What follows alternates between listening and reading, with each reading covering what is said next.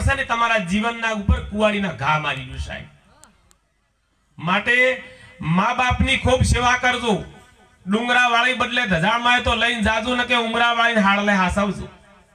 એને પૂછજો કે માં તમારી તબિયત કેવી છે. તમારા મા બાપને તમારી ગોળીઓ નહીં જોતી, તમારો સમય જોવે છે.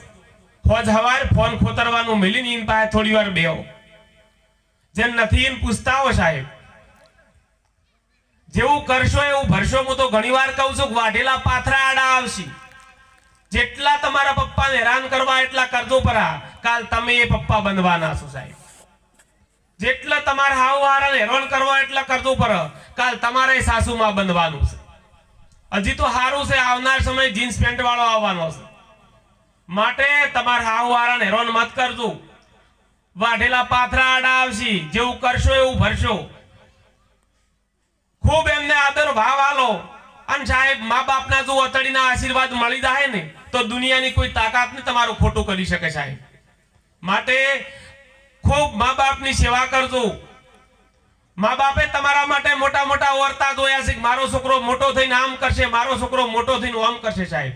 દુનિયામાં એક એવી વ્યક્તિ છે કે જે પિતા જે એના દીકરાને એના કરતા પણ મહાન જોવા માંગે છે સાહેબ. બીજા બધાય તમને નેસા પાડવા વાળા જ છે. તમારા મા બાપ ખરેખર તમારા મા બાપને તમારી જુવાની ભલે તમને એવું હોય પણ સાહેબ તમારા મા બાપ માટે એવું કોઈ કામ ના કરશો તમારા મા બાપને નેસું ગાલવું પડે. તમારા ગમે તે કામ કરો તો એક વસ્તુ યાદ રાખો, મારો બાપ કોણ છે સાહેબ. પથ્થર હતા એટલે દેવ કરે તો તમારું મુખડું જોયું છે. અને તમે લગ્ન કર્યા પછી કહો છો my life is my wife. જોડે ના ઉપરથી ટપચા હોય.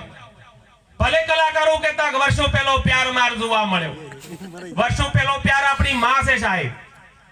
જે દાડે તમે એના પેટમાં હતા ને એને ખબર નથી કે દીકરો છો કે દીકરી, લુલા છો કે લંગડા, એ દાડે આ ગોદડિયું બનાવતી હતી સાહેબ. એટલા માટે કહું છું કે મા બાપને